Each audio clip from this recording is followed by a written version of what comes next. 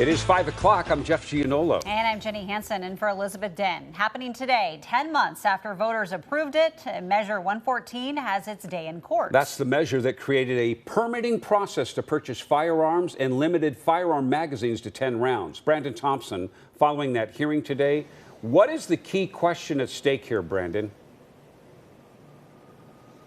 So the big question is if the court finds if these restrictions are reasonable or if they determine that it impedes a person's ability to use a firearm in self-defense. Oregon's voter-approved permitting process to purchase firearms and magazine limits put to the test in Harney County, Oregon. At the end of this trial, plaintiffs will ask you to declare ballot measure 114 unconstitutional in its entirety.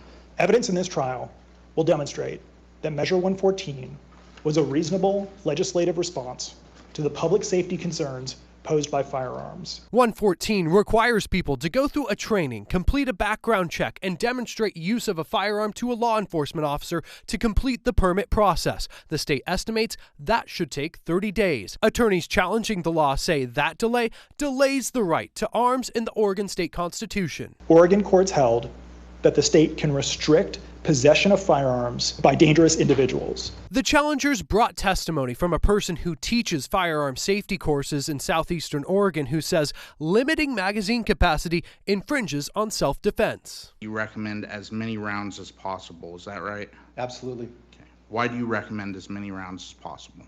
Because it's an insurance policy. Evidence presented in this trial will demonstrate that it is extremely rare for a person to fire more than 10 rounds when using a firearm in self-defense. After the U.S. Supreme Court struck down a New York firearm restriction in 2022, the state of Oregon must also show that the regulations are historically consistent, meaning that the semi-automatic firearms or high-capacity magazines were common when Oregon passed its constitution in 1859. This case is about how an individual right will fare against the might of the Oregon state government. Plaintiffs contend that this question was answered 165 years ago. We will present testimony from historians demonstrating that large capacity magazines were not in common use in 1859. Similarly, the testimony in this case will demonstrate that modern day semi-automatic firearms are technologically distinct.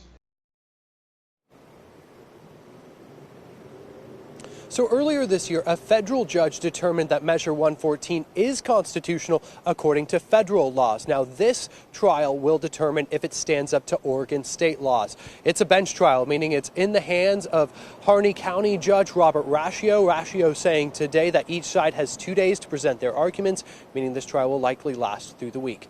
Live in downtown Portland, Brandon Thompson, KOIN 6 News.